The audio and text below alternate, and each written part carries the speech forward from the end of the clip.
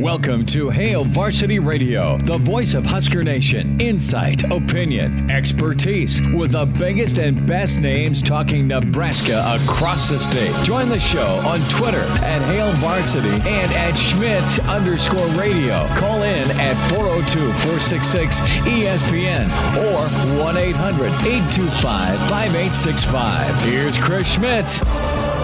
Welcome in. It's a Tuesday edition of Hail Varsity Radio presented by the Nebraska Lottery. Elijah Herbal sitting in alongside Damon Barr one last time. Chris will be back in for the show tomorrow. And man, we're excited to have Chris back in hosting Hail Varsity Radio. But in the meantime, it's Damon and I think we got a good show planned for you today.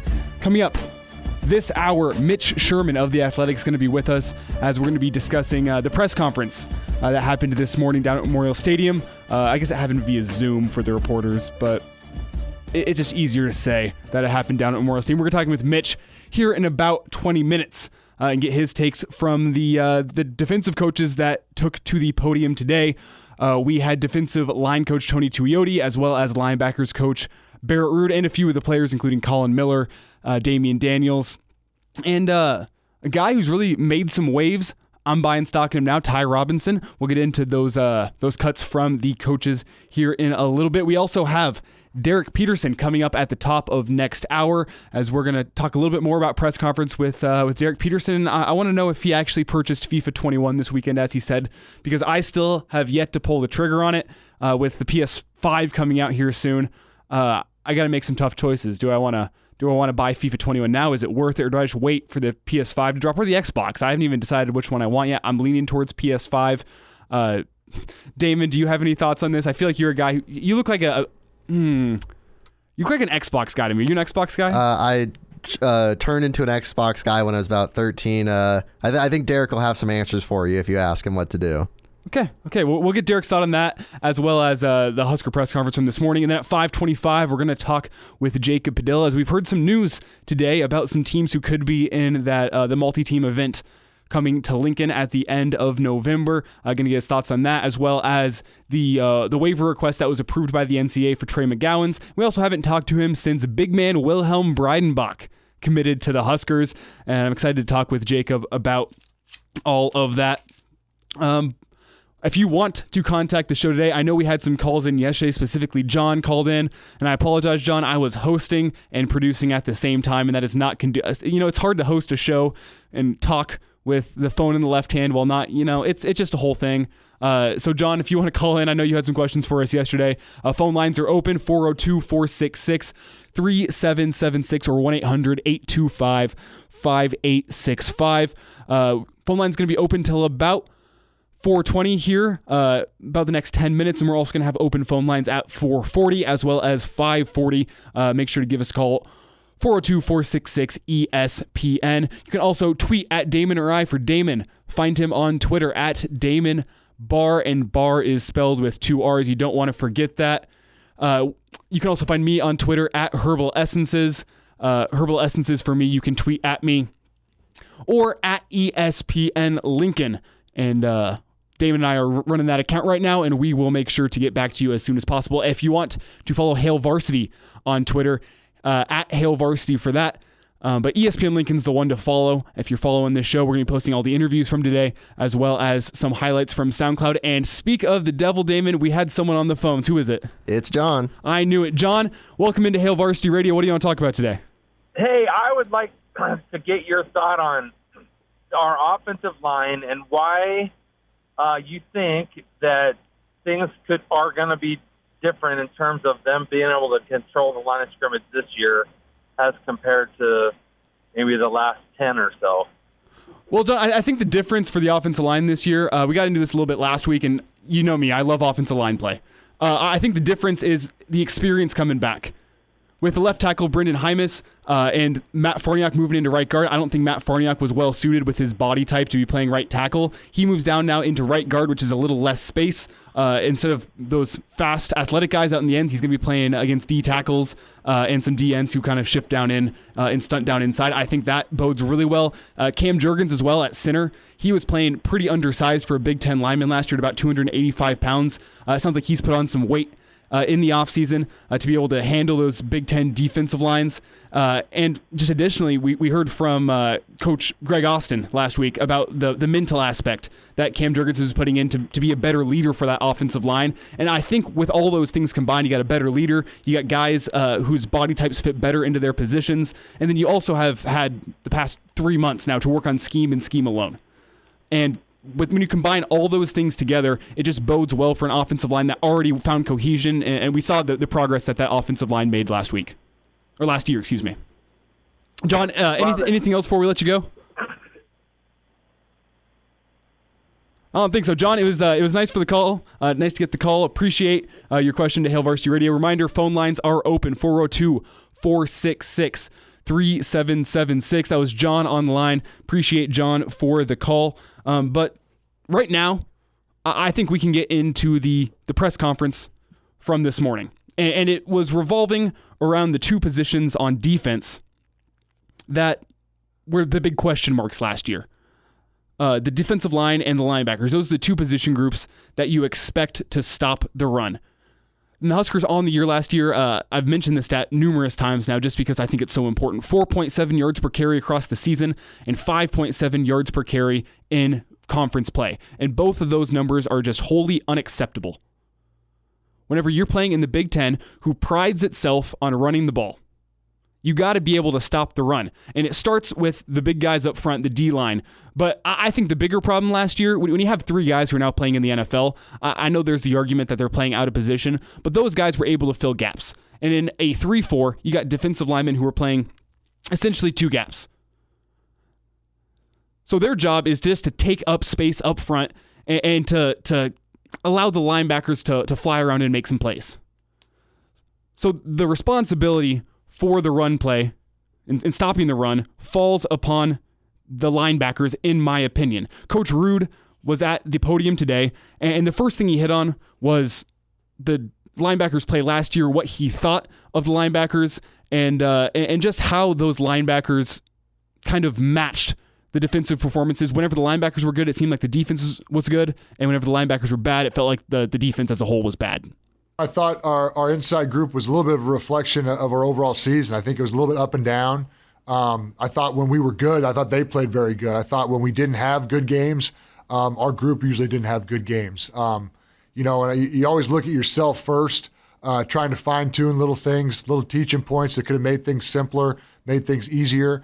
One thing I've been really happy with as a group, and I think, when you got two seniors that are in your room and have played a lot of football, they understand the expectations and they understand what the standard needs to be. And for them, it's just going to be how high of a level can you operate every single day. And I think that's where we're still trying to get to as a program overall, is how high is the competition each day that you come to practice, because, football is just a big game of habits. It's all it is. And when your habits are really, really good, the product shows on the field. And that's where we're getting to. Coach Ruud there mentioned the two starters that we're expecting to see the majority of the snaps for at linebacker. Those two are Will Honas and Colin Miller. Colin Miller also took this to the podium. We'll get his thoughts here in a second. But Coach Ruud took some time to just talk about those two starters and what it means to have two guys who are now in their third year with the program. It's been really good. I think, the fact that they've both had 3 years in the system now. Will's a full year and year and a half removed from that ACL injury. Colin has had, like you said, pretty much a full 3 years now, learning inside linebacker as opposed to outside linebacker. So their comfort levels very high at that spot, and as well as me. They know what I expect of them now, and they attack each day pretty well. Yeah, and when I think back on the performances of Will Honas and Colin Miller over the past 2-3 seasons, I know Will Honas didn't really have that season 2 years ago because of injury. He had the ACL injury, but my thoughts on Will were that it almost looked like he was running in cement at times, and that's not what you can have in a 3-4 system. He's improved the speed factor, and I think he's ready to be a bigger difference in stopping the pass. We've seen him been able to stop the run, and I think we're ready to see his improvement just in the pass game, stopping those crossing routes, which were such a big problem last year. Colin Miller, I think, is the opposite problem. Whenever he was out there in defense last year, as an outside linebacker, he was comfortable playing in space. He was one of the stronger linebackers we had in pass coverage last year. When it came to run fits, I saw him in the wrong gap at times, and at times it just looked like he was getting outmatched by Big Ten offensive linemen. So with those two, Coach Ruud touched on where he wants improvement and what improvement he specifically wants to see in this 2020 season. I think it always starts with linebackers, striking blocks and tackling. That's where everything starts with. You got to fill the linebackers when it comes to tackling, and I think we've made some little tweaks here and there in the scheme to make it a little bit, I wouldn't say easier to tackle, but they understand leverage a little bit better, and we're doing a little bit better job teaching them where their help's coming from, and that helps you tackle. Whenever you got to tackle somebody that's a really good player in a lot of space with no help, that's hard to do, even if you're an all-pro player. But when you know where your help is, you understand exactly what angle to take. It lets you play faster, lets you play more sure with yourself. And those guys have really done a nice job of understanding those little principles, and I think the tackling is going to be, a consequence of it. They're going to be a little bit better tacklers because of it. And I saw that specifically last night in the Chiefs game. There was the Tyreek Hill play down inside the 10-yard line, where it was a little reverse play to Tyreek Hill, a little shovel pass down inside. Beautiful play design. I'll say that now. But Tyreek Hill had no right to get the corner on that play. He gets to the edge and he gets to the pylon, he gets the touchdown, and it came down to one guy on the outside, a cornerback, not knowing where his help was. He had help back inside. He had linebackers flow in the correct way. If he could have just set the edge and brought Tyreek Hill back inside, it's a gain of 3. They're down on the 1-yard line as opposed to having a touchdown. I still think the Chiefs score, but that's just a little example of how just knowing where your help is improves with the tackling. Because as opposed to forcing a guy back inside, he tried to make a play at the goal line. Tyreek Hill's too fast for him coming around the corner, and he stretched the ball out and got the touchdown.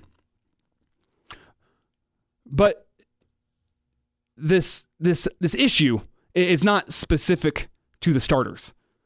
In an NFL game, you're playing less snaps. It's less fast. The college game is so fast-paced right now, especially with an offense like Nebraska's, where you're going to be out there and you might have a 3-and-out that takes 1 minute off the clock.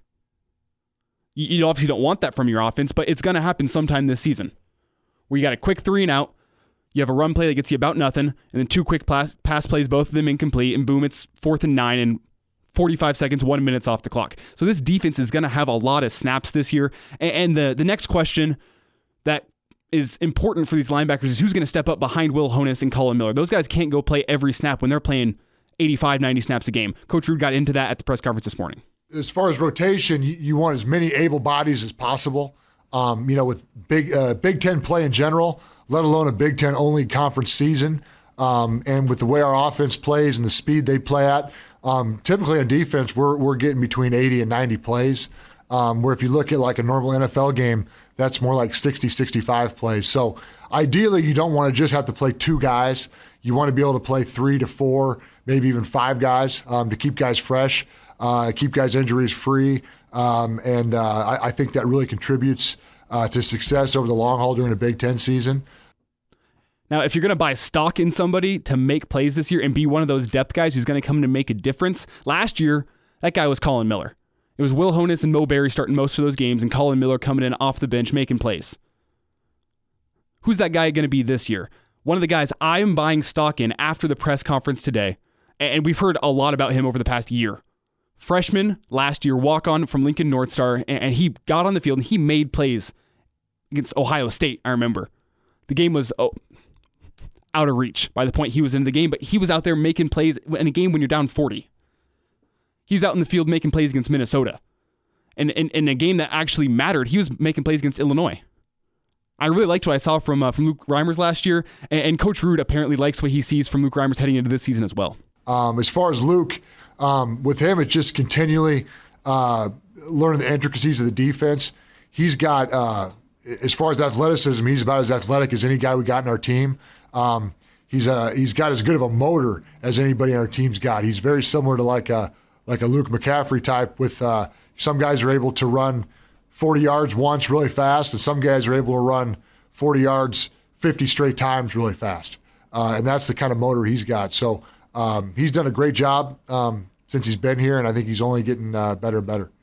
And how awesome is that to hear a guy with a high motor? That's something that it feels like the defense has lacked for about 6 years now. There's guys with high motors that are willing to get after it. The guys right now I see in that defense that have that high motor, Cam Taylor-Britt. That's one guy right off the bat. He's got a high motor. Mohamed Barry had that high motor last year for the Huskers. Luke Reimer is going to be a guy that, even though he's not starting, he's going to bring that intensity. Colin Miller raved about Luke Reimers as well whenever he took the podium just a little bit after Coach Ruud.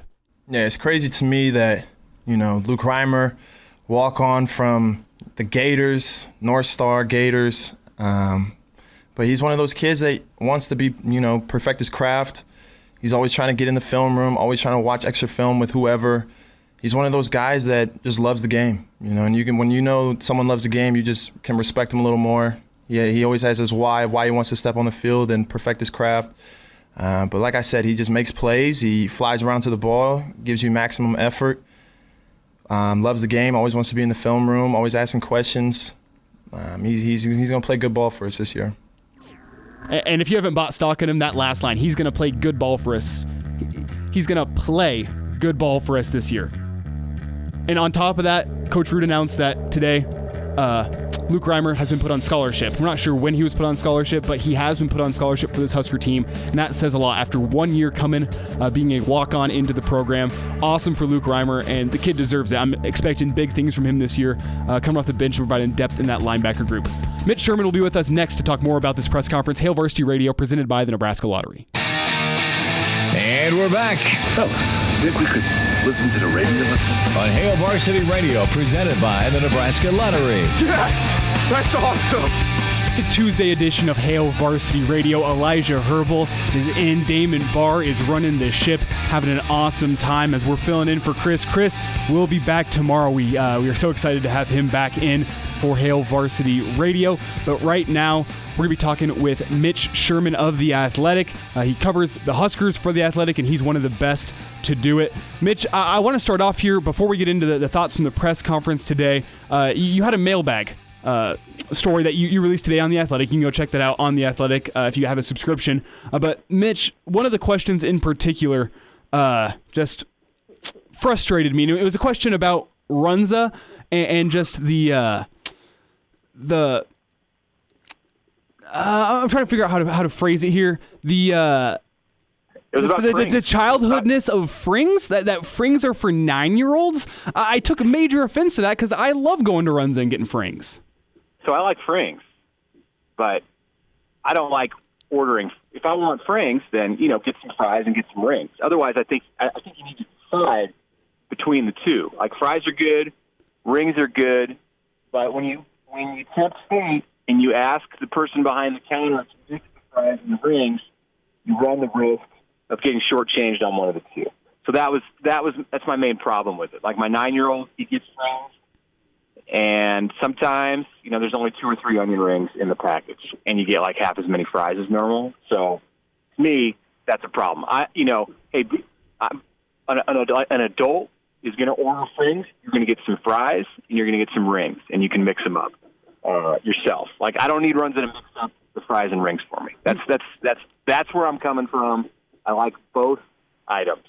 Okay, maybe I am just not a full-fledged adult yet. Maybe that's the problem here. But I don't think I can afford the calories of ordering fries and onion rings. That's a lot of fried food in one. That's why you have to choose. That's why you got to choose. So one time you go and you get some fries, and the next time you get rings. Like, I can't say that I've ever ordered both and mixed them together. But on one visit, perhaps I'll get fries, and the next I'll get rings. It's fair enough. We'll agree to disagree here, Mitch. But one thing that it feels like Husker fans and the media alike, as well as the coaches, can't disagree on is just how strong Luke Reimer has come on since his walk-on season last year. The coaches were raving about him. We talked about him in the first segment because Coach Ruud was just raving on Luke Reimer, as well as Colin Miller. Just what is your expectation for Luke Reimer going into this 2020 season? It sounds like he's going to see the field. Are you expecting him to be a splash guy that we saw like Garrett Nelson last year, that maybe Husker fans didn't necessarily expect it to come, but he is just going to play with passion? He's going to be a guy that Husker fans love to watch? Yeah, I mean, he was exciting to watch last year, just the limited action that he got. It was mainly on special teams, but he stood out on special teams. And, we heard a lot about Luke last year during fall camp in August. And it was even more of a surprise then because he had come in as a walk-on Not one of the scholarship guys, not one of the players in that 2019 class that we had heard about, even at his position. You had Nelson, you had Jackson Hanna, you had Nick Henrich, you had Garrett Snodgrass, four guys, four linebackers in that 2019 group. Three of them were in-state kids who Nebraska fans had seen play in high school, and then Reimer was also also an in-state kid at least toward the end of his career at Lincoln North Star. He played 8-man ball in Kansas early in his career, but people got to see who he was at North Star.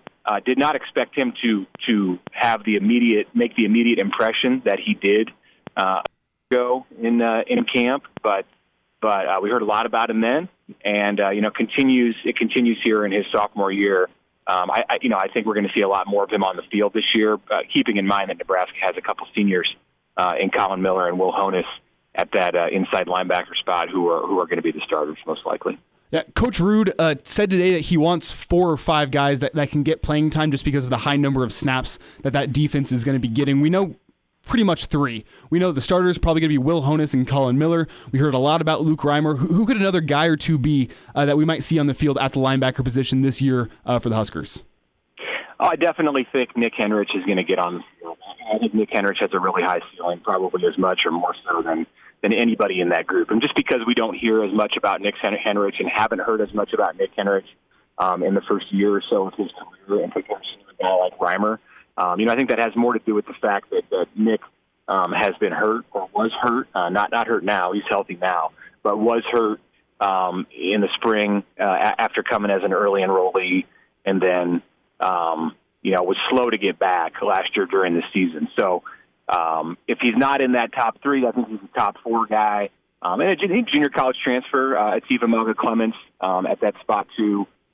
Certainly he was hurt by the lack of spring practice and the fact that Nebraska only had 2 spring practices. He came to Lincoln as an early enrollee, expecting to get 15 practices in, really get that feel for the defense, and then of course it was taken away. And like everybody else, he was out there on the field 2 times. So I think he may be a little bit slower to develop in this early in this season than he would have been if Nebraska had spring practice.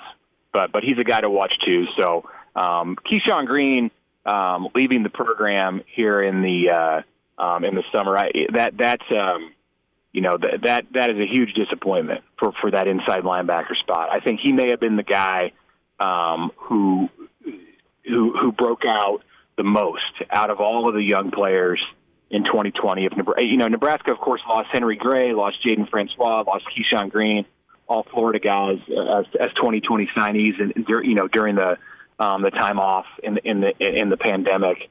And I would say that of all 3 of those, Keyshawn Green was the one who I was most interested in, most excited to see play. An inside linebacker, but a guy who could really go all over the field and do things for Nebraska. So it's disappointing that we will never get to see him in a Nebraska uniform. We're talking with Mitch Sherman of The Athletic here on Hail Varsity Radio. And Mitch, do you think that Keyshawn Green's departure, obviously in a time of COVID, it's hard to get a read on why guys are transferring, but do you think part of that could be the depth that Nebraska has already built up at that inside linebacker position? No, I don't think so. I think Keyshawn was and I saw him play in San Antonio in January at the All-American Bowl. He was a standout in that game with high school All-Americans all around him. Alabama, LSU signees, Clemson signees in that game. And I don't think that he came in and saw 2 seniors and some players who were older than him and some growing depth at that spot and thought, hey, I need to get out of here. I think it was more just, it's a difficult adjustment. It's a difficult adjustment for a guy from Florida to come to Lincoln and go through that transition in a normal year. And then you put in the difficulties that were added in because of everything that you and I and everyone listening knows that has gone on in the last 7 months, and you put this kid from Florida down in the middle of that. It's a really difficult thing to handle. And credit to Nebraska for keeping the other 4. They had 7 from Florida in that signing class. 3 of them are gone. they're fortunate that it didn't snowball and you lose six or all 7 of them because for none of them could these last 7 months have been easy. But now they've made it to this point where they do have that steady diet of football, and they're at practice every day in season. They have the pads on. They're getting ready for a game in 2 weeks. So I think the fact that those 4 guys weathered the storm and made it through certainly bodes well for their futures in Lincoln.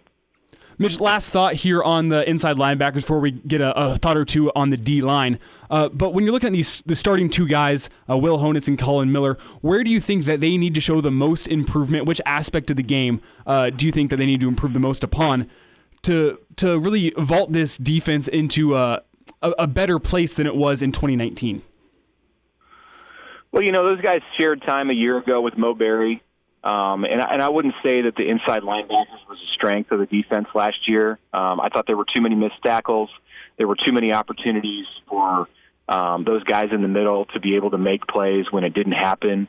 The strength for them needs to be, one, leading the defense. Those guys are like the quarterbacks out there on the field for the defense, so they have to help get everybody lined up.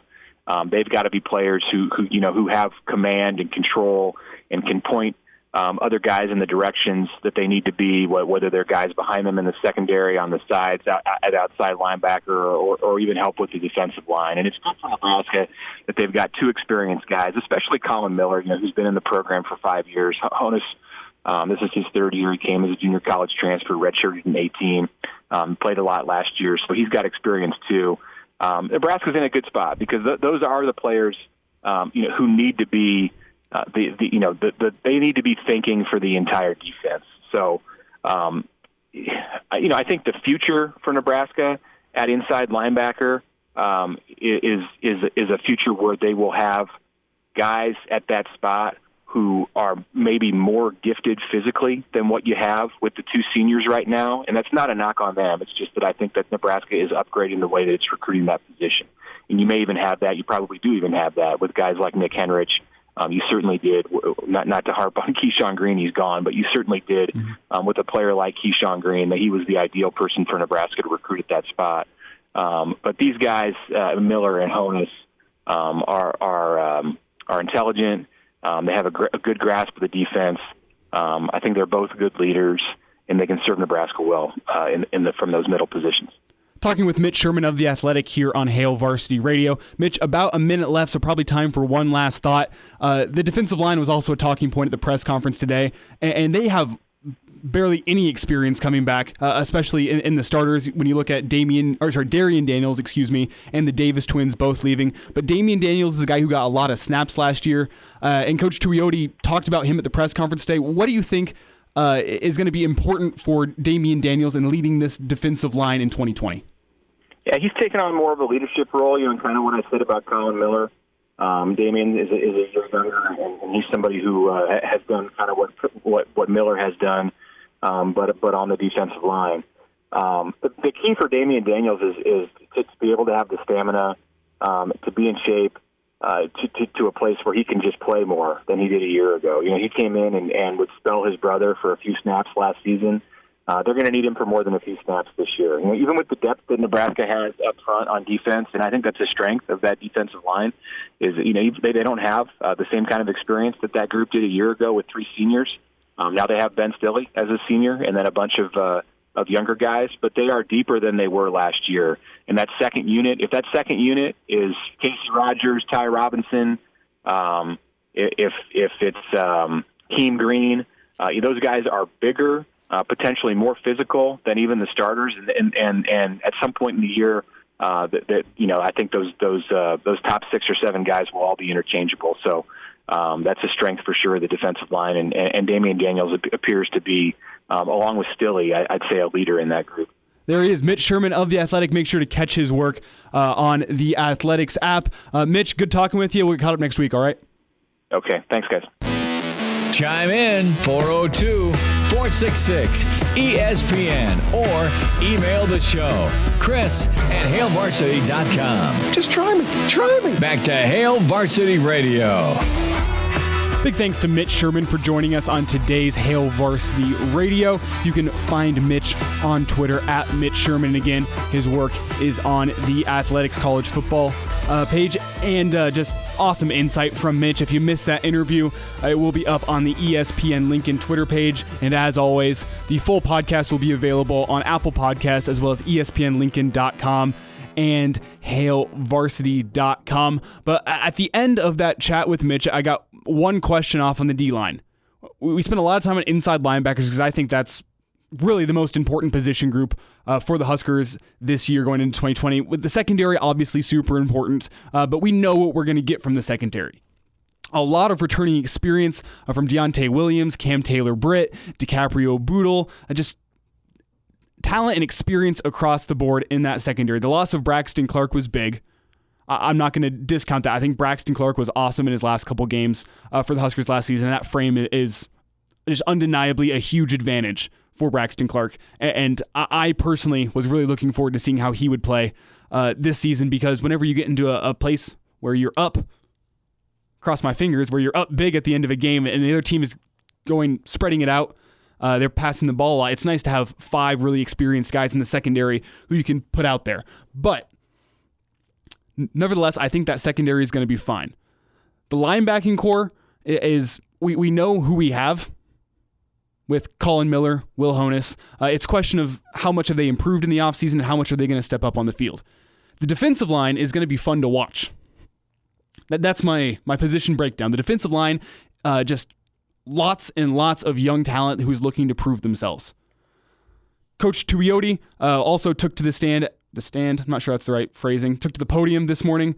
It's weird whenever you're at Zoom because there's not like really an actual podium. They're just sitting in front of a table with a mic and they're listening to questions over Zoom. It's a strange press conference setup, but I digress. Coach Tuioti took to the podium today as he talked about just the D-line, the inexperience, but his first thought is what he expects from the D-line and what he just wants this D-line to really be good at in 2020. Well, first thing we talk about is being physical. Got to be tough, relentless, and then got to be accountable. Those things we talk about in our room each and every day.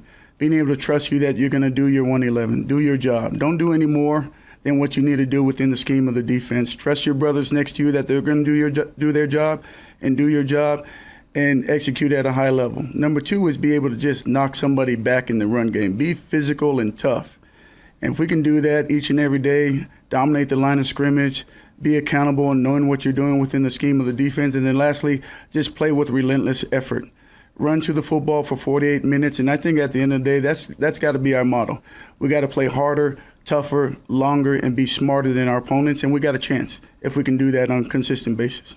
And I talked about one of the points he hit on in there back in the first segment, which is essentially winning at the line of scrimmage, being physical up front, knocking your offensive lineman back, because whenever you have those linebackers that are back behind you, their role is to flow across the field and make plays. And it's your job as a D lineman to stand up an offensive lineman, make sure that those offensive linemen aren't getting to the second level. Because if you have 5 offensive linemen up there and you can have 3 of those guys, only 3, block the 3 D linemen, it leaves 2 offensive linemen free to go hit your 2 inside backers, and then boom, it's a running back one-on-one with a safety. That's what happens whenever you're getting 5.7 yards per carry. Is those linebackers aren't free to go make plays. And it's a safety who has to come up and go make a play 7 yards deep in the defensive backfield. So Coach Tuioti talked about the keys for winning at the line of scrimmage and which guys he expects can really help in that battle to dominate the line of scrimmage. I think we have the guys this year that have the length, that have the size to be able to help us out with that. I feel good about having Jordan Riley, who's a big body for us at 6'6", 340.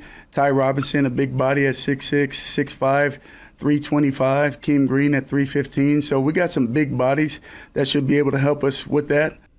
And the name he's leaving off there, who's another big body, is Damien Daniels. You think about those are 4 big bodies. I've heard great things about Jordan Riley through the first couple days of camp.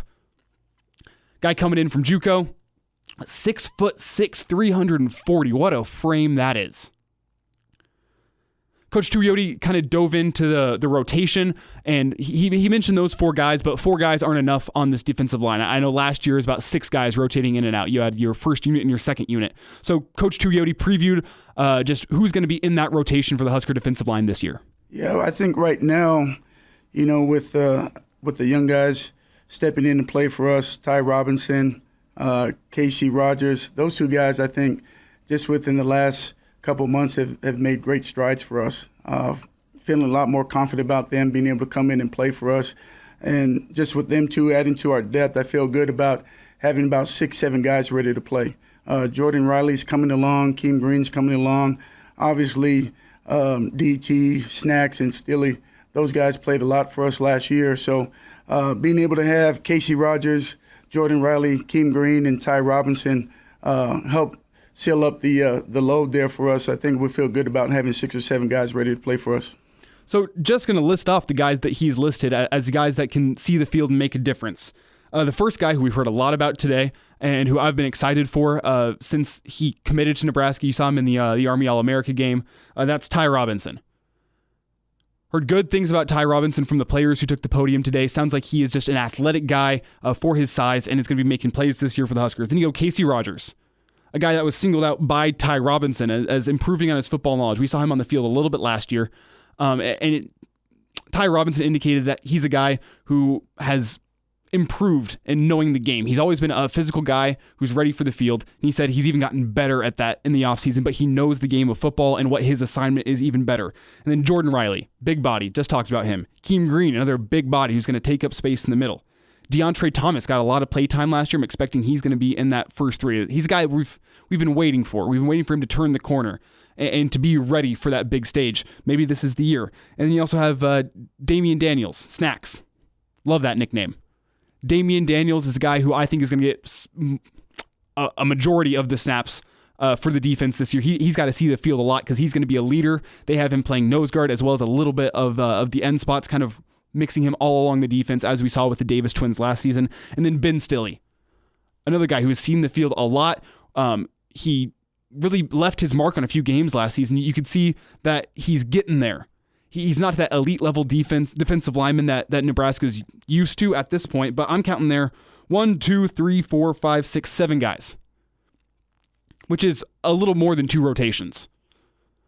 I'm excited for the young guys there, but the big one who I think is most important in leading the defense is going to be Damien Daniels. I'm really proud of Damien. He's come out and he's competed each and every day. He knows that he's got to get himself in shape, and he's doing everything he can to do that. I think he's pushed his threshold to a point where he can probably play 6, 7, 8 snaps for us. He's doing everything he can in conditioning after practice, and I'm really proud of just the way he's been able to attack practice each and every day.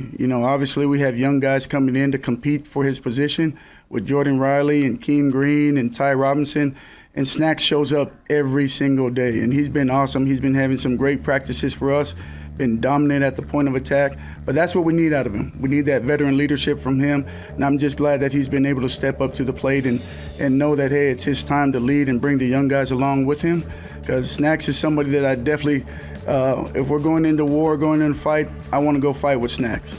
That's the ultimate compliment, especially for defensive linemen. You'll go to war with Snacks. We'll wrap up an hour 1 of Hail Varsity Radio presented by the Nebraska Lottery after this. And now, back to Hail Varsity Radio. Talking linebackers and D-line today on Hail Varsity Radio as Coach Tuioti and Coach Ruud took to the podium this morning, got their thoughts here in first hour, as well as thoughts from Mitch Sherman about 30 minutes ago, just specifically focused on that linebacker group, because I think that's going to be one that's really, if the linebackers play well, I think the defense plays better than last year, but if the linebackers play poorly, I think the defense might take a hit this year. Before we let you go for this hour, just a quick reminder of what's coming up next. Coming up after this next break at 5:05, just about, we'll have Derek Peterson to get more thoughts on the press conference from this morning. And man, I just think the D-line and linebackers are so crucial for this defense. Going to get his takes on those 2 position groups, as well as a little FIFA 21.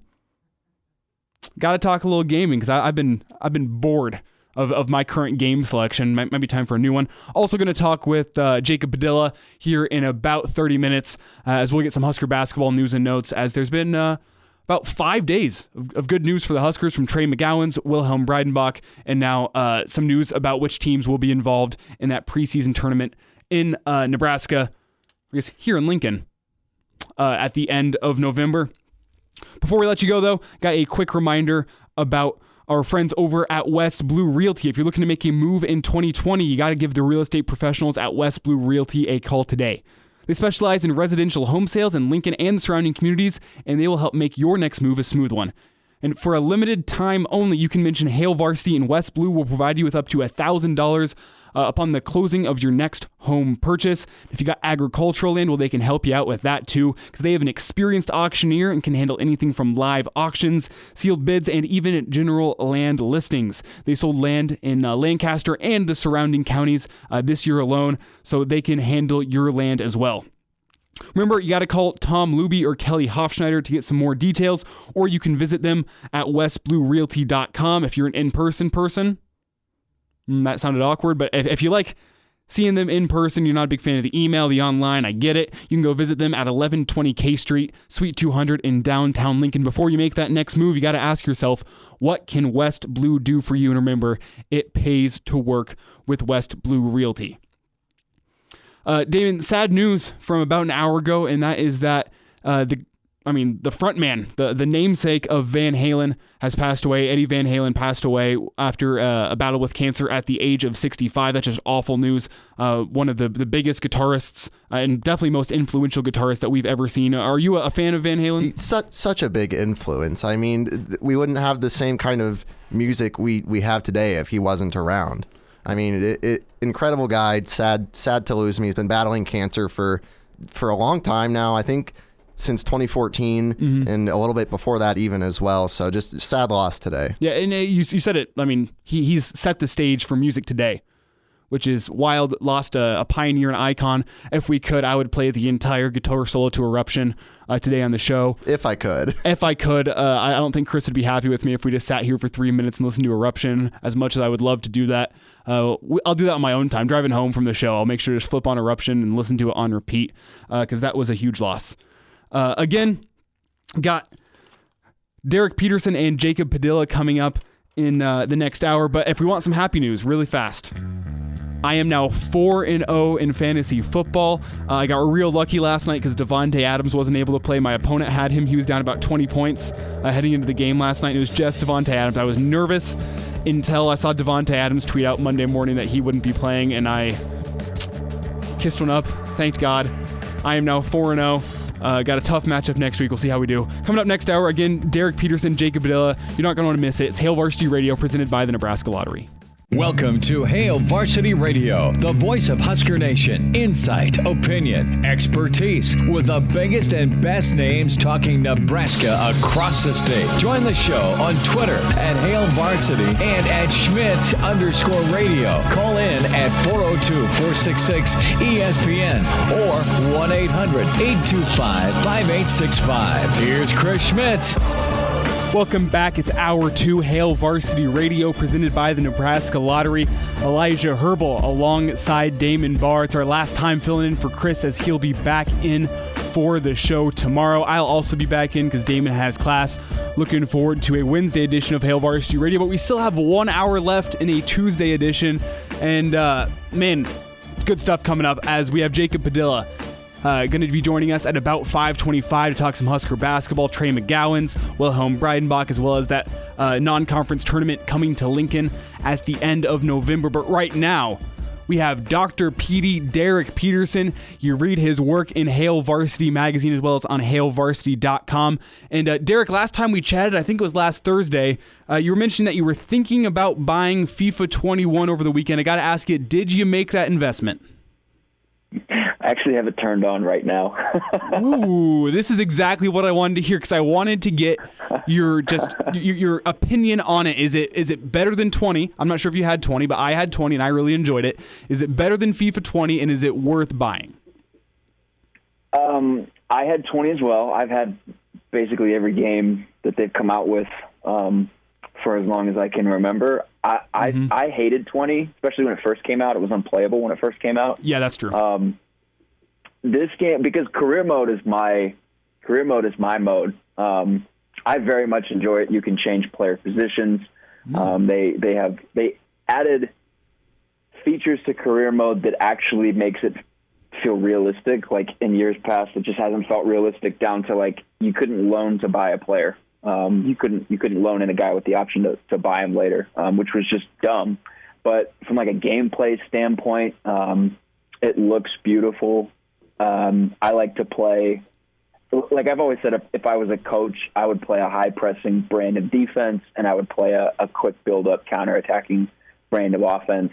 And just the movement in game is so much smarter than it was a year ago. It's definitely where I'm definitely enjoying it.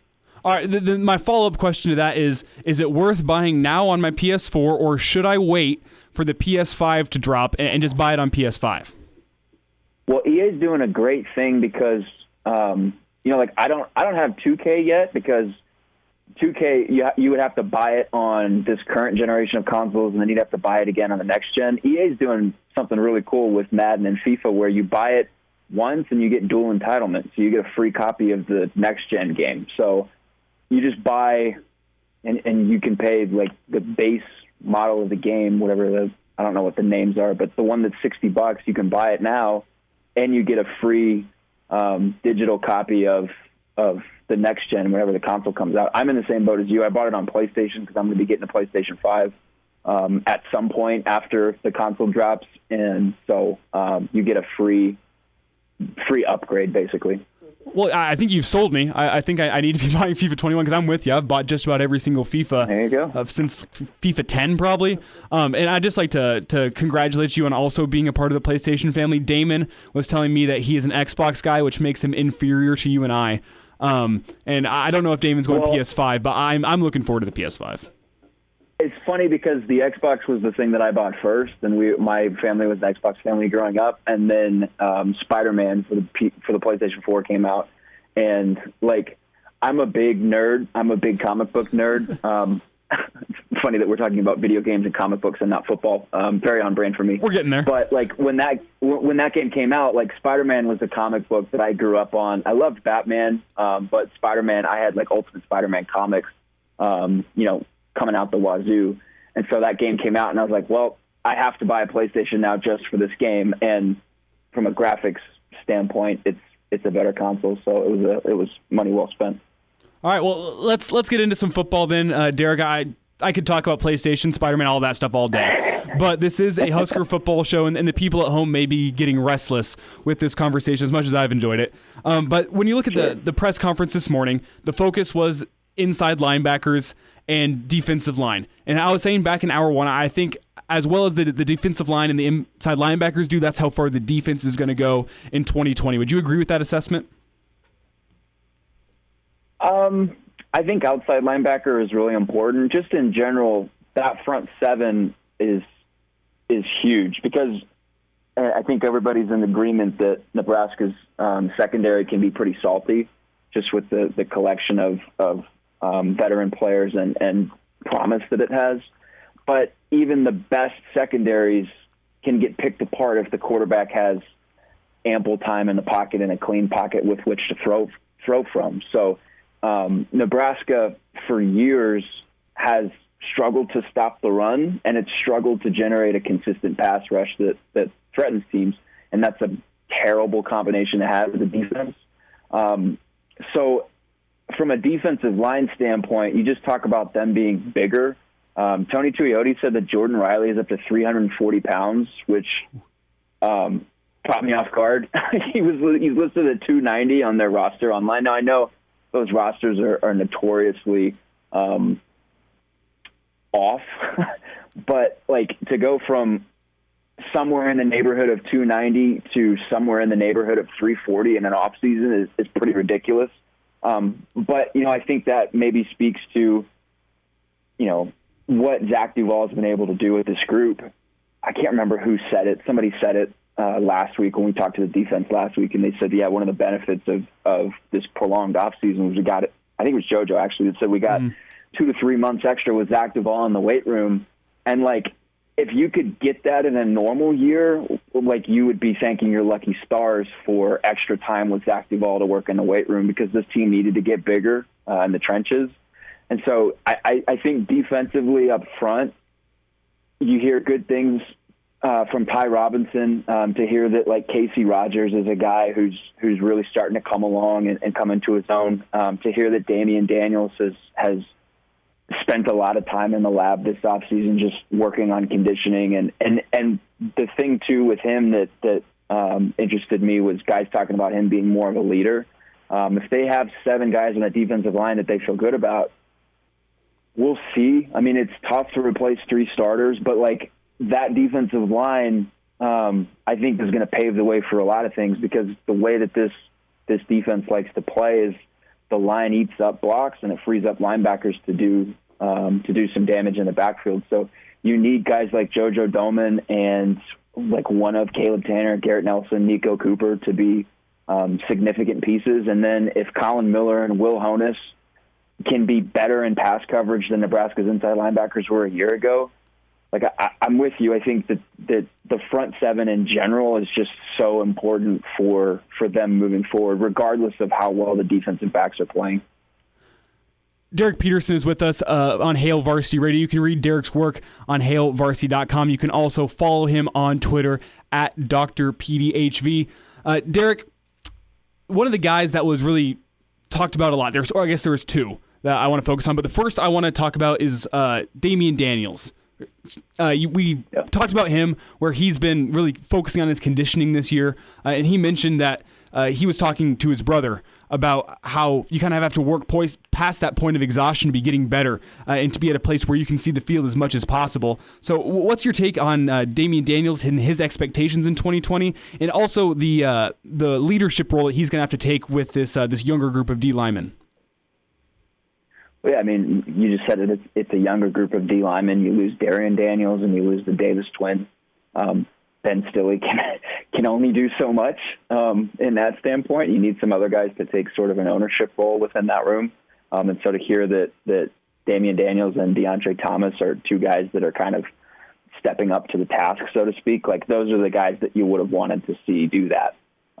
As far as Damien's game goes, I mean, this is what they were hoping Darian was going to do for them long term. Like when they brought Darian in from Oklahoma State, he was a grad transfer guy. He was a 1-year guy for them. And so like in the short term, yeah, you hope that he can become a starter quickly. He can become a captain and he can do all the things that he did for them last year. He was really good for them last year. But you also hope that he can have a long-term impact on his brother. And you know, I wrote a story about Darian and Damien's relationship last year for Hail Varsity. I know Darian well.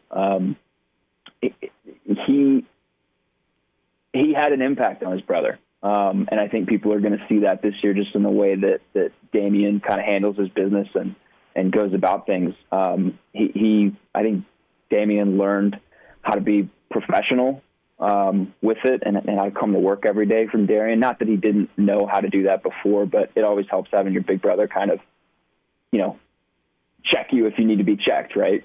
I think he's big because they need that presence in the middle. And so for him to be a guy that could play, you know, instead of 3-4 snaps like it was a year ago, for him to be a guy who could potentially be out there for an entire series, that's big. It makes it so that you don't need a huge jump from Keem Green, or you don't need huge snaps at nose tackle from a guy like Ty Robinson or something like that. If Jordan Riley's 340, I don't know where he's going to play. But like to have a guy in Damien Daniels that's been around here for a long time that's stepping up to the plate, I think you got to feel good about what you heard today with regards to the defensive line and that nose tackle spot.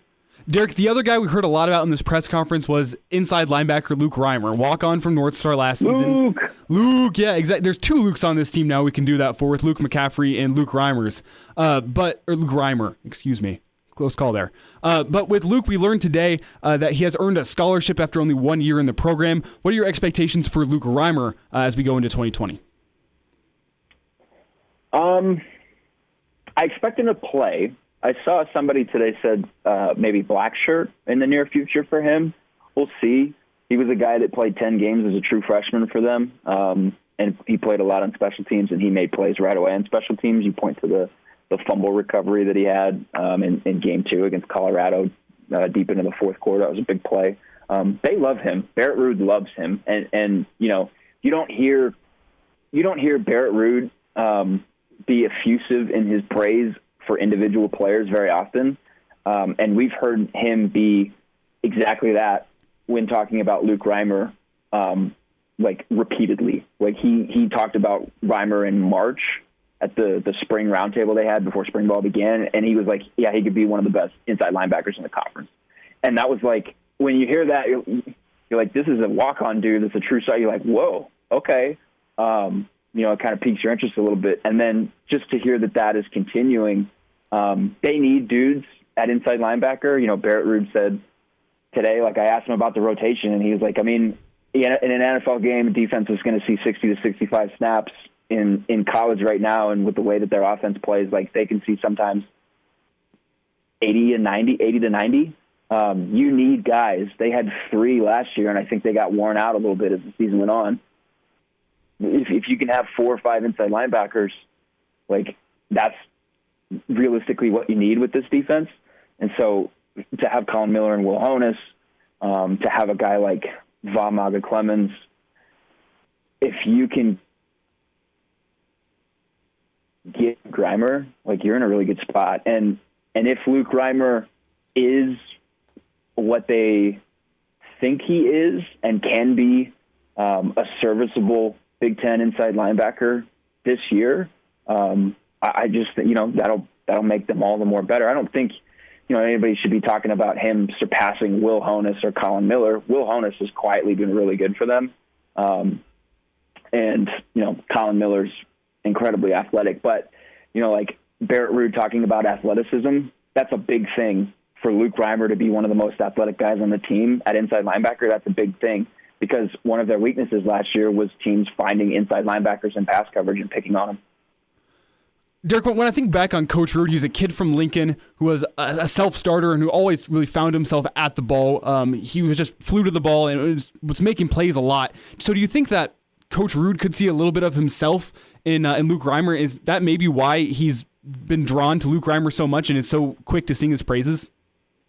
Maybe, yeah. I mean, yeah, you can certainly draw parallels between the way Barrett played as a black shirt and the way he talks about Luke Reimer. Now we have to see Reimer on the field do some of those same things and play with the same kind of nose for the football before we start saying, yeah, he's Barrett Ruud 2.0. But you can certainly see some of the parallels just in the way that Ruud talks about him.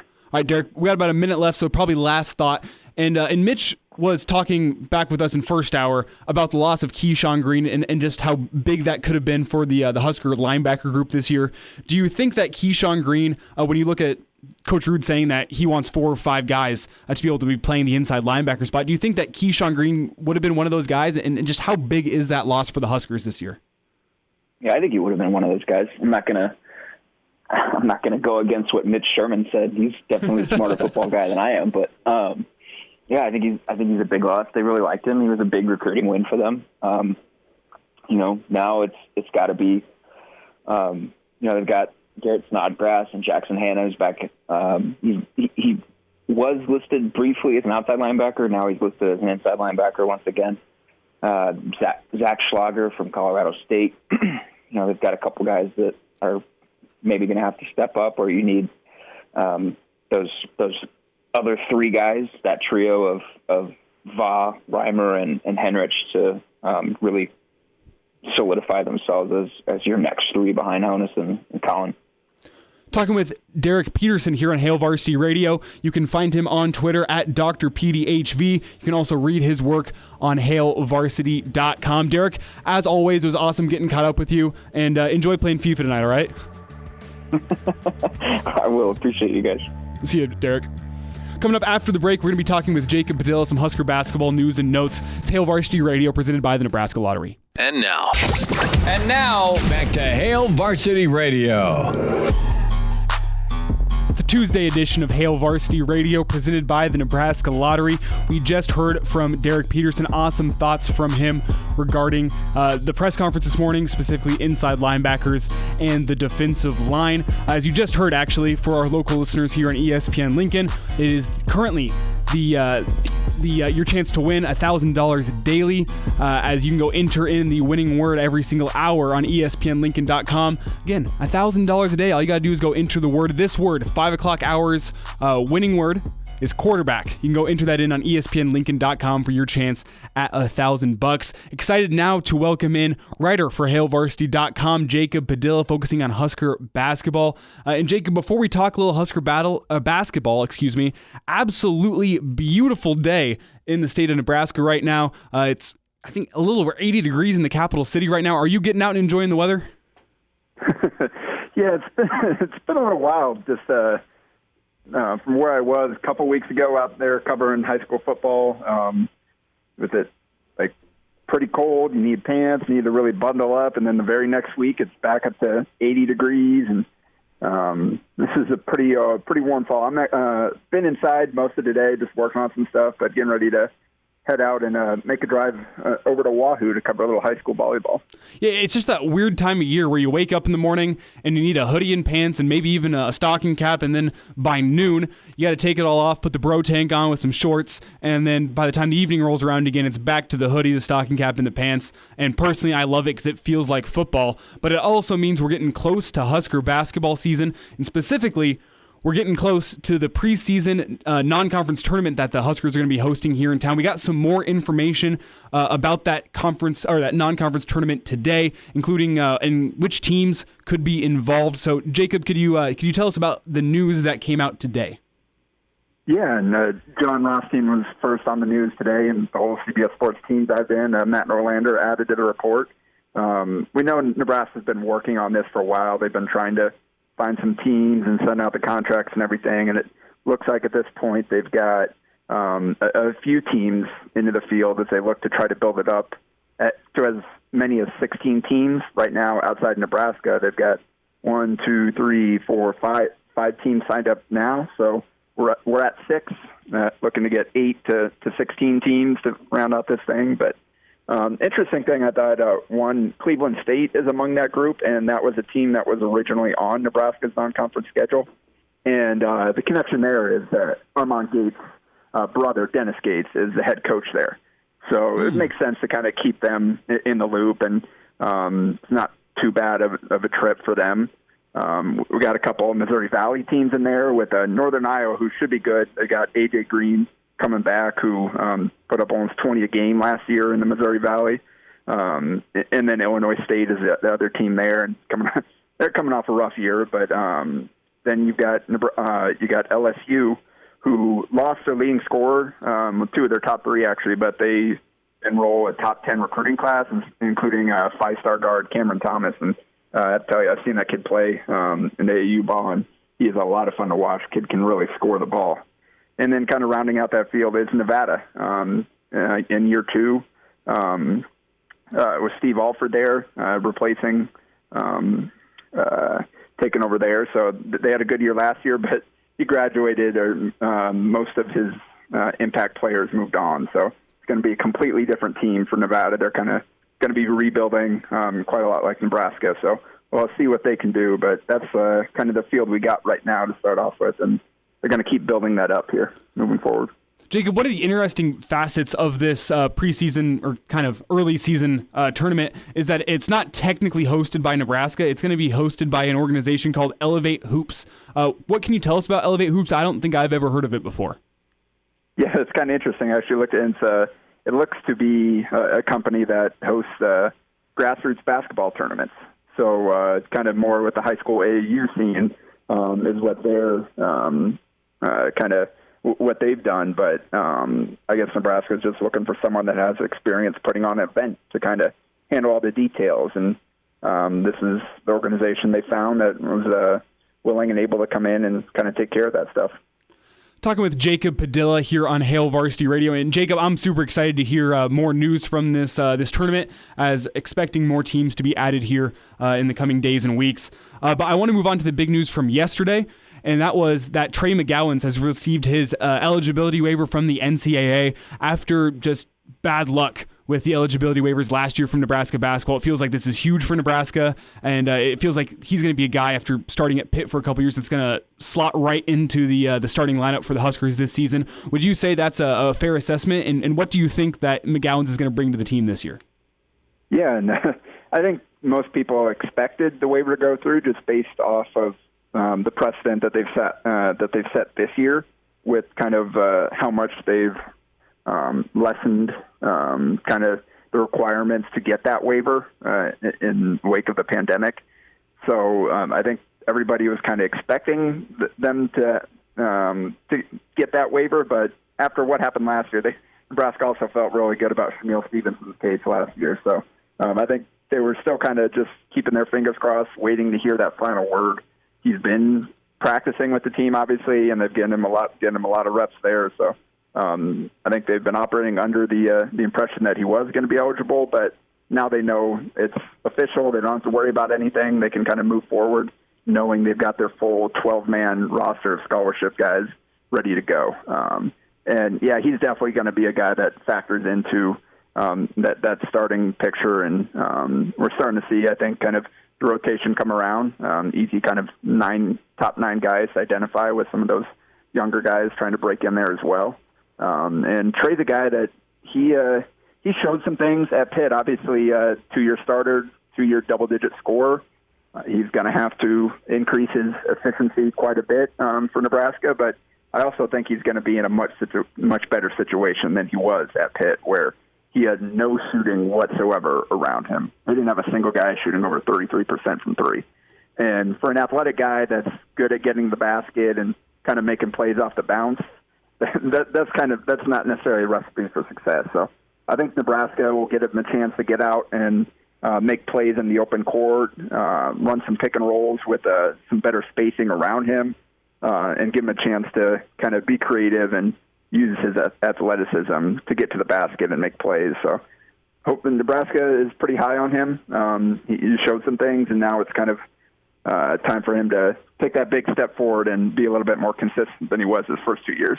Jacob, it feels like the Huskers have 3 or 4 guys that can be creators off the dribble this season, which they didn't really have last season. I'm looking at names like Delano Banton, now Trey McGowan's. You have Teddy Allen. Am I leaving any names off there? And what do you think of just that ability for the Husker basketball team to be able to create more off the dribble? Because that seemed to be an issue that really plagued the Huskers, especially in Big Ten season last year. Well, yeah, and I think it was a combination of didn't have guys creating, but you also didn't have the spacing to let the guys that did have go to work. Mm-hmm. So you had a guy like Deshaun Burke.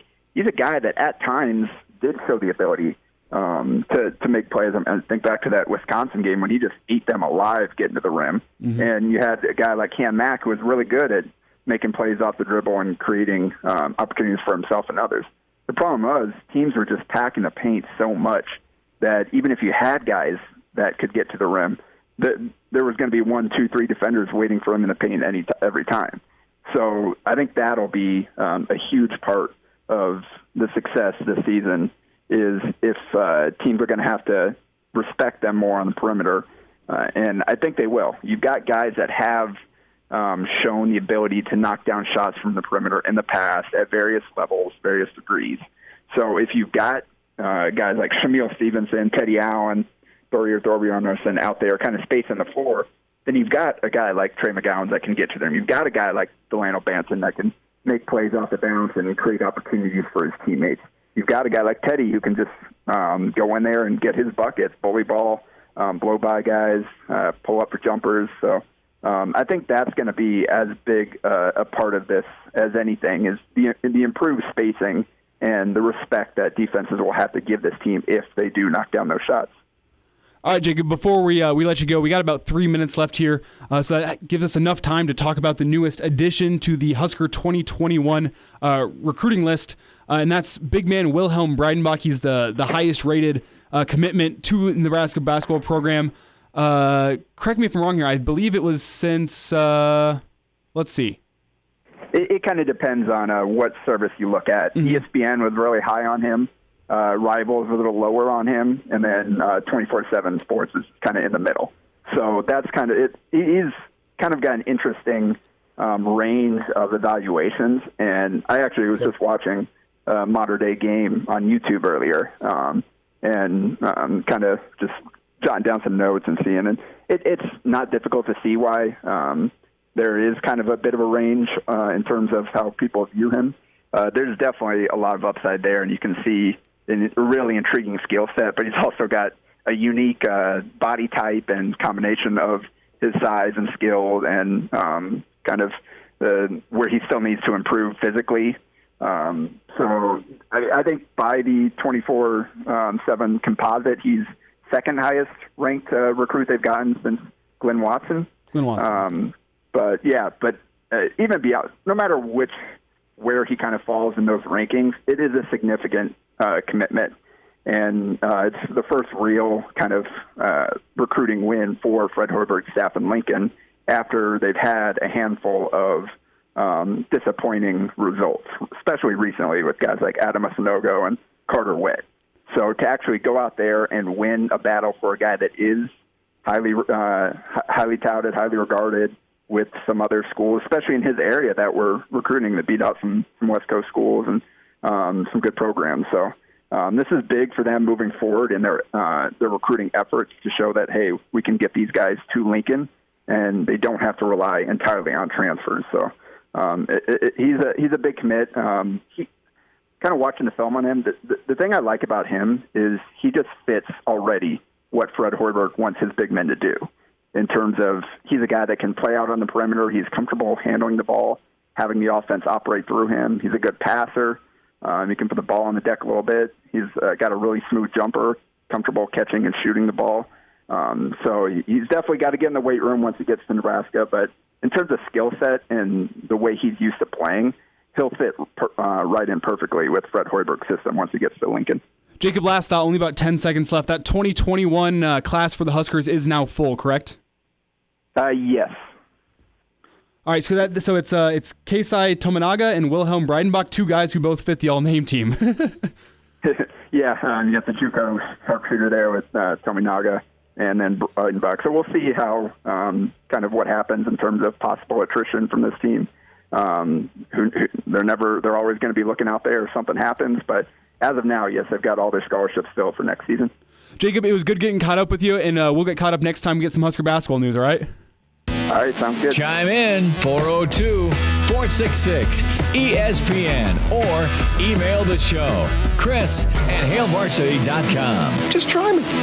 Back to Hail Varsity Radio. Back in on a Tuesday edition of Hail Varsity Radio. As you just heard, we have open phones for about the next 10 minutes.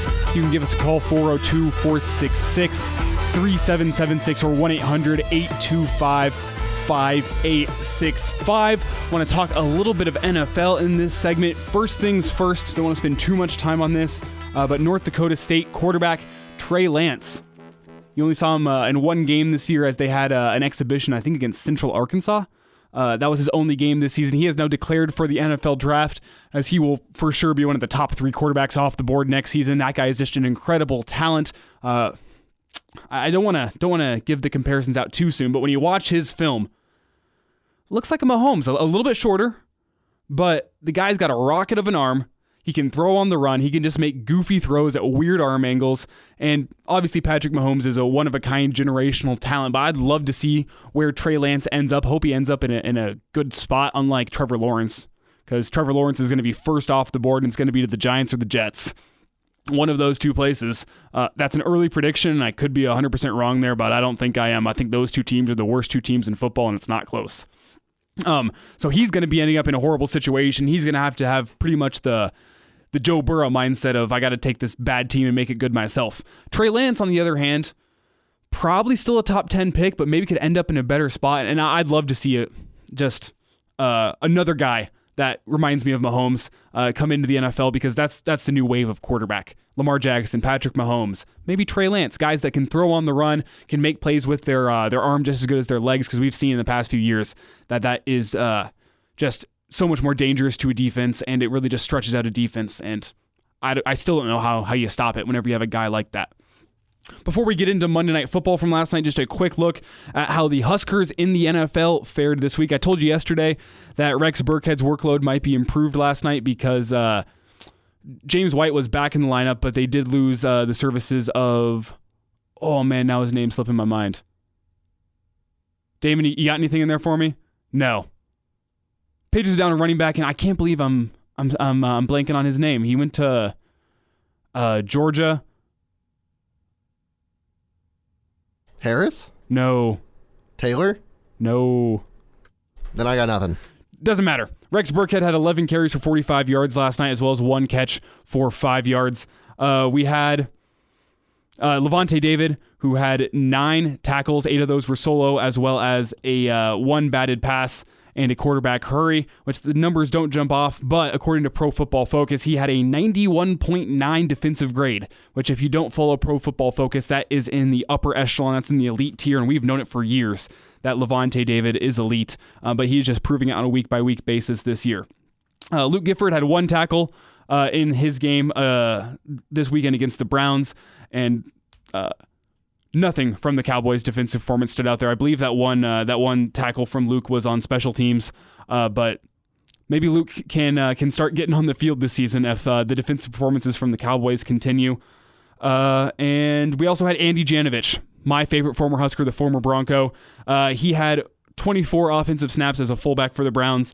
He had an 81.1 grade from Pro Football Focus, which is, again, really good as he's proving himself to be one of the better fullbacks in the NFL. Last one to get caught up on, Sam Cook. Feels like he's been in the NFL for forever. Punts were cool, but he also had 1 completion for 15 yards right before halftime. The Ravens were holding on to a somewhat slim lead, and he dropped back, looked like Peyton Manning back there. Fired it for 15 yards on a little hitch route, and his passer grade is only going up now. So good for the Huskers in the NFL. But I want to talk a little Monday Night Football last night.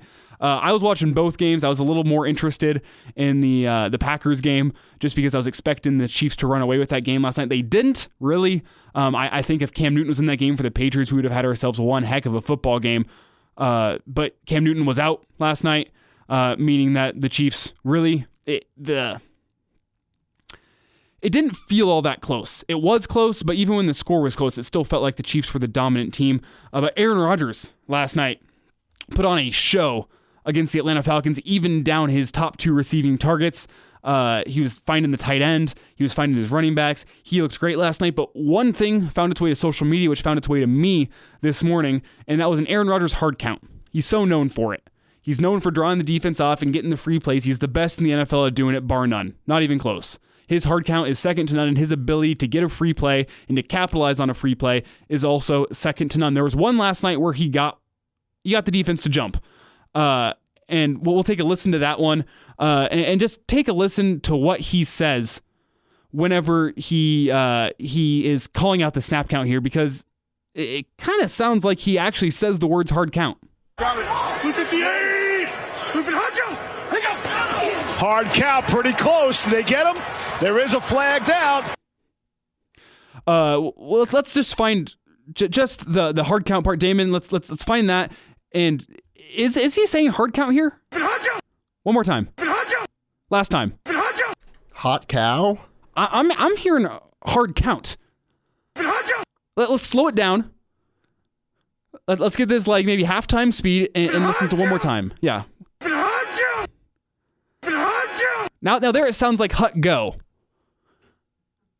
And it could have been hard count, could have been hut go, but Aaron Rodgers joined Westwood One, Pat McAfee this morning to clear the air a little bit, set the record straight on what he said. Look, there's been because there's no sound, really no ambient noise you can hear. There's been, people attempting to understand what I'm saying in my count. I saw that.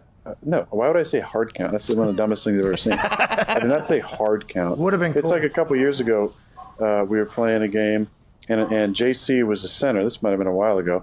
And he snapped the ball, or maybe it was Corey. I think it was JC, though.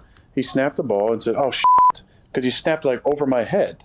And it came back, and, there was like some video that said that, they had thought that I had said that.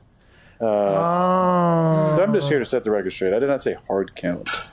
So there goes that theory. It was fun while it lasted, Twitter. I would have loved if Aaron Rodgers said hard count there and got a guy to jump. That would have been awesome. But Aaron Rodgers also talked a little bit on the Pat McAfee show this morning. Again, this is on Westwood One. He discussed just his year last year, and I mean, he's been blowing away expectations this year. The talk all offseason was that the Packers did not help him out in the draft at all. First round pick, you're thinking, oh, they're going to get another weapon for Rodgers, because that was the problem in the NFC Championship game last year. He just didn't have any weapons. And what do? They draft Jordan Love, the quarterback, the future of the Packers franchise, I guess. So Aaron Rodgers discussed a little bit the year he had last year and how, I mean, he understands it wasn't up to his standards, and he understands he's playing a lot better this year, but he just discussed that whole topic on the Pat McAfee show this morning. Every year is different, and circumstances in any year which allow you to have more success or make it more difficult for success. Just kind of depends on the situation.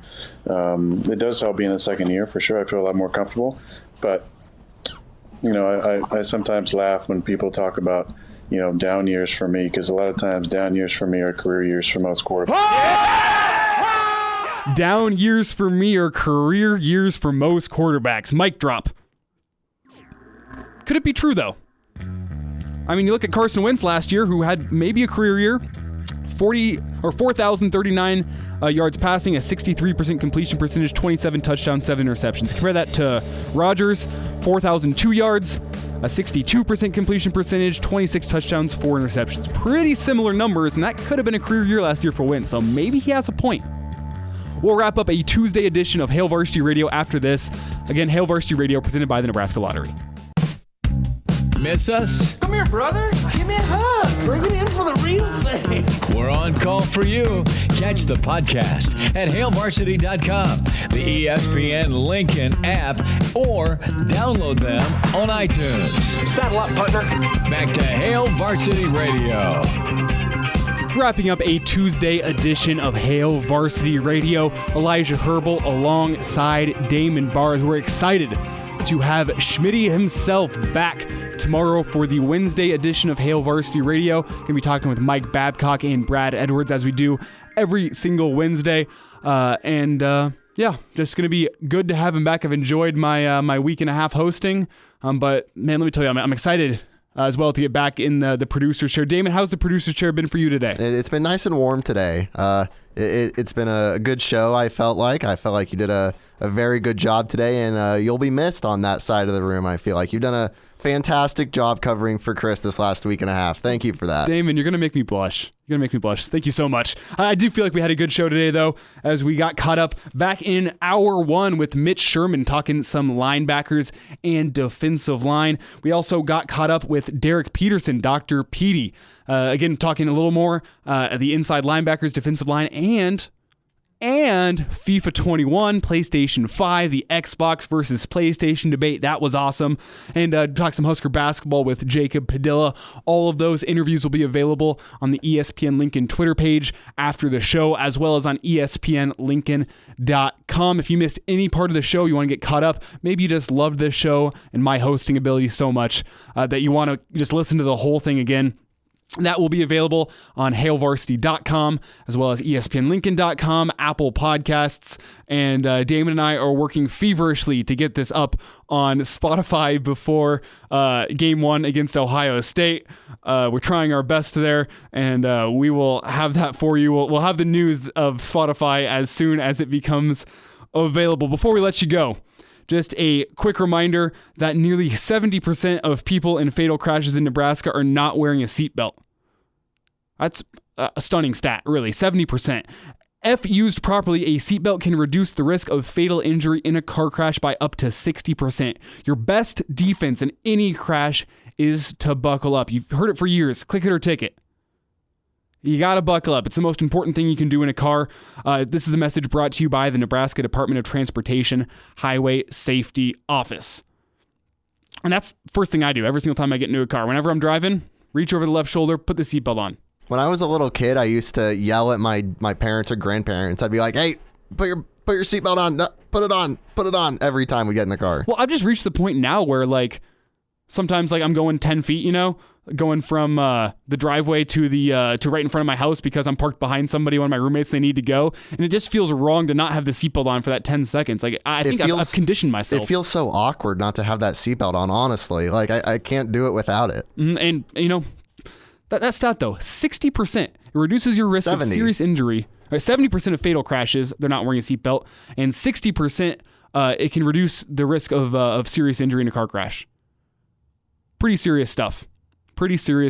Damon, what is on the docket for you tonight and tomorrow? Is your girlfriend still out of town? No, she's back in town. I'm actually going over to check out a friend's new computer that he just built recently. Oh, so he's not PS5 or Xbox. He's just going straight PC. I respect that. I respect that too, so I'm going to go check it out and just hang out. I guess my brother had a gaming PC back whenever I was living at my dad's house. And there's something special about PC gaming. You can do so much more with it, but I'm still for the convenience of a nice PS5. Anyway, that'll wrap up a Tuesday edition of Hail Varsity Radio again. Schmitty is back tomorrow. Excited to have him back in. But we had fun. David and I did today. It's Hail Varsity Radio presented by the Nebraska Lottery.